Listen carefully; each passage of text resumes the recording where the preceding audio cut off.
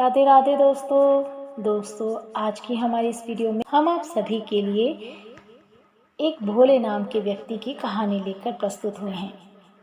एक गांव में भोला नाम का आदमी रहता था। वह अपने नाम की तरह ही भोला था। ना तो वह चालाकी करता था, ना ही उसको किसी की चालाकी समझ में आती थी। हर एक काम को वह बहुत साधारण तरीके से करता था। भोला भगवान को मानने वाला था। वह जंगल से लकड़ी काटकर गुजर बसर किया करता था, लेकिन वह गरीब बहुत था और झोपड़ी में वह अकेला ही रहता था। वह सप्ताह में एक बार मंदिर जाया करता था। एक दिन उसने देखा कि भगवान की मूर्ति के सामने बहुत से दीपक और अगरबत्ती जल रहे हैं, जिसके कारण हर तरफ धुआं धुआं हो गया था। उसे देखकर भोला भक्त सोचने लगा, भगवान, ये तो बहुत जाती है। प्रभु, आपकी तो आंखें जल रही होंगी, सांस में दम घुट रहा होगा। आप ऐसा करो प्रभु, आज आप मेरे घर चलो। आज लकड़ी बेचकर जो भी प्राप्त धन मिलेगा, उससे हम दोनों के खाने का प्रबंध हो जाएगा। उसके भोलेपन और साफ हृदय को देखकर प्रभु उससे साक्षात प्रकट होकर बोले, तुम ठीक कह रहे हो, तुम जाकर भोजन बनाओ। जब बन जाए तो मुझे बुला लेना, मैं आ जाऊंगा। इसके बाद वह खुशी खुशी अपने घर को गया।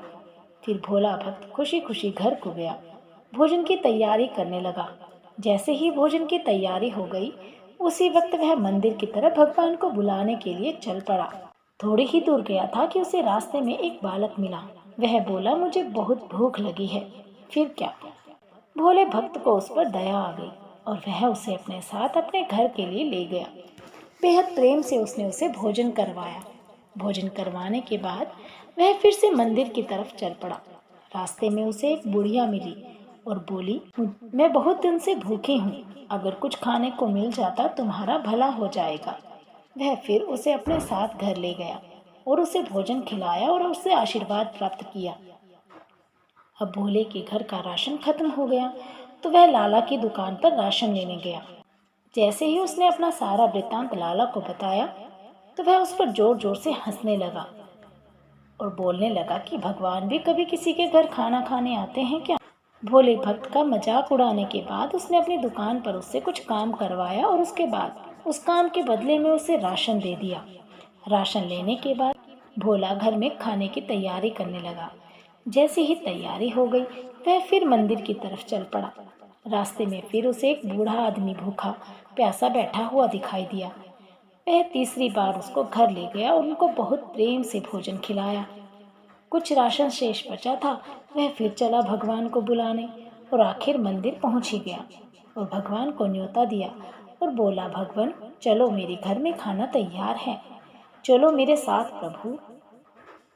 उसे देखकर प्रभु बोले, भोले, मैं तो भोजन 3 बार पा चुका हूँ। भोला भक्त बोला, हे भगवान, मैंने तो आपको खाना खिलाया ही नहीं, मैं तो मंदिर अभी आया हूँ। भगवान बोले कि जो एक बच्चा, एक बूढ़ी माता और एक बूढ़े व्यक्ति को तुमने भोजन खिलाया है, वह असल में मुझे ही भोजन खिलाया है। अब मेरा पेट भर गया है।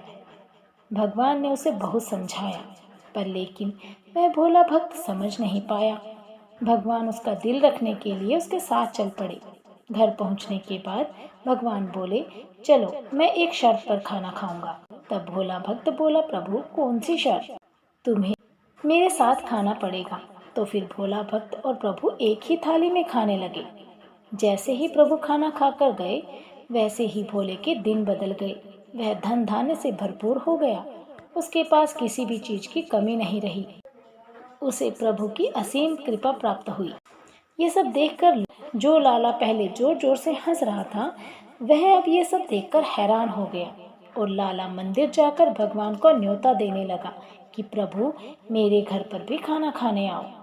प्रभु से बोले, तुम जाकर भोजन का प्रबंध करो, जब बन जाए तो मुझे बुला लेना। लाला हंसता हंसता घर गया और अपने नौकर से बोला, भोजन की तैयारी करो और 36 प्रकार के बढ़िया भोजन बनाओ। उसके मन में थोड़ा सा अभिमान आ गया था। मैंने तो भोला से भी अच्छे पकवान बनाए हैं, भगवान मुझ पर अधिक प्रसन्न होंगे।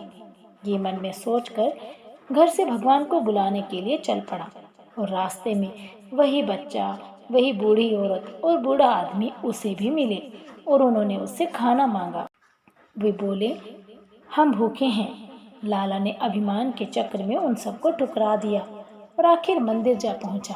भगवान को बोलने लगा, प्रभु चलिए खाना तैयार है। प्रभु उसे तब बोले कि पहले तुमने हमारा 3 बार तिरस्कार किया, अब खाने के लिए पूछ रहे हो। वह बच्चा, वह बूढ़ी औरत और बूढ़ा आदमी मैं ही तो था जिसे तुमने दुत्कार दिया। फिर क्या, वह लाला निराश हो गया और भगवान फिर से अपनी मूर्ति में समा गए। दोस्तों, इस कहानी से हमें ये पता चलता है कि कभी भी अभिमान में आकर किसी को ठुकराना नहीं चाहिए। जैसे कि रहीम जी ने अपने एक दोहे में कहा है, रहीमन इस संसार में सबसे मिलिए धाय, ना जाने किस रूप में नारायण मिल जाएं। और जीवन में सरलता से ही भगवान को प्राप्त किया जा सकता है, और जैसे धन्ना भक्त और भोला भक्त ने भगवान को प्राप्त किया। तो इसीलिए हम सबको सरलता और साधारण जीवन व्यक्त करना चाहिए, प्रभु का सुमिरन करना चाहिए। जो व्यक्ति गुण और विचारों वाला होता है, ज़्यादातर भगवान उसे ही प्राप्त होते हैं। जय जय श्री राधे, जय जय श्री राधे। तो दोस्तों, कैसी लगी आपको हमारे द्वारा सुनाई गई ये वीडियो, हमें कमेंट बॉक्स में कमेंट कर ज़रूर बताइएगा। यदि आप हमारे इस चैनल पर पहली बार आए हैं तो प्लीज़ हमारे चैनल को सब्सक्राइब करें, बेल आइकन ज़रूर दबाएं ताकि आपको हमारी हर वीडियो की अपडेट सबसे पहले प्राप्त हो। हमारी वीडियो को लाइक करना और ज़्यादा से ज़्यादा शेयर करना मत भूलिएगा।